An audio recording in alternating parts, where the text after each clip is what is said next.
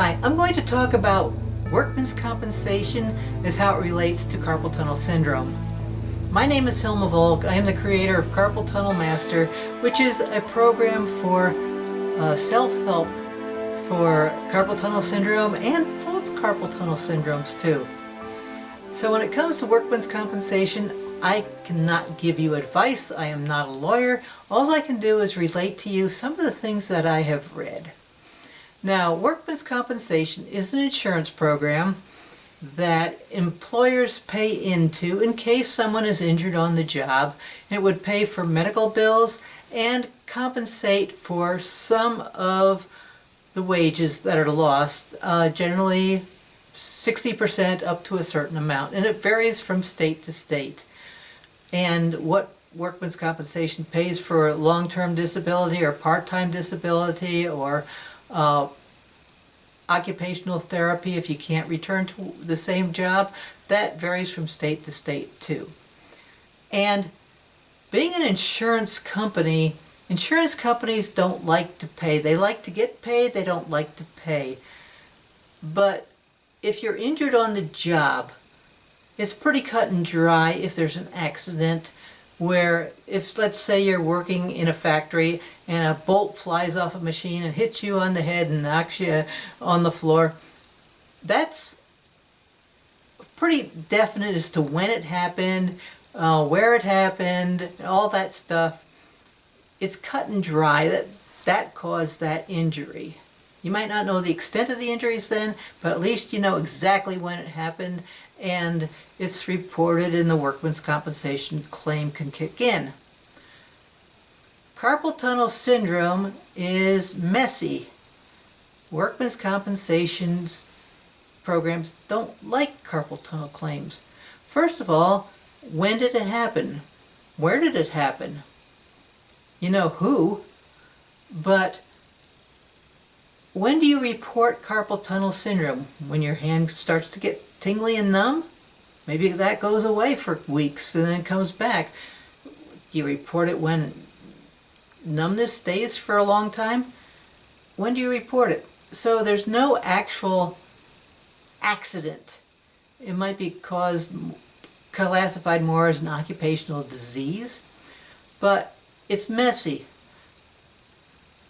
And if you make a claim, your company is going to send you to a doctor. That doctor is not necessarily on your side. In fact, it's probably not going to be on your side because that's being paid for by and chosen by the insurance company. And generally that doctor has an incentive to not be on your side and maybe even lie.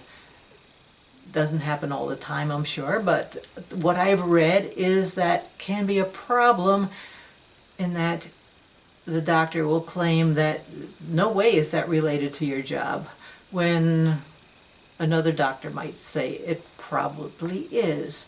But it's messy because carpal tunnel syndrome in many cases builds up over a long period of time, and it may go under the radar until it becomes a problem, meaning things are getting tighter and smaller and whatever over a period of time. And what kind of job were you doing before this job? How long were you on this job? What things do you do when you're not on the job? There's oftentimes going to be an investigation. And if you play tennis or you play the guitar, or maybe you're a computer user on the job, and off the job you're building a garage or weightlifting, all that comes into play with investigation.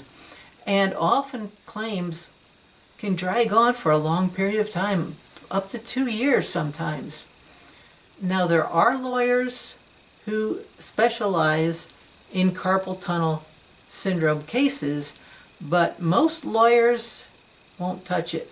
The personal injury lawyers that some people call ambulance chasers, they love when things happen cut and dry.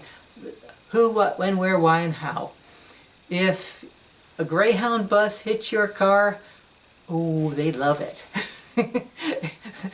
there's big money to be made there. But carpal tunnel syndrome, it's messy. The who and the what and the when and the, you know who, but you don't know when and where. It's just something most lawyers don't want to touch. So don't expect roses and unicorns when it comes to workman's compensation claims, because things are going to be an uphill battle, and you might be labeled as a troublemaker and find it difficult to get a different job. If someone calls, you apply for a job and they call your former employer and they just say, well, they might not say she's a troublemaker, but they just go, heads up, and you won't know why you didn't get the job. So don't expect everything to be neat and roses, is all I'm saying. But you don't want to suffer.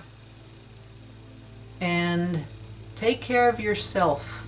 Don't wait for the cavalry to come, because the cavalry might not come and rescue you.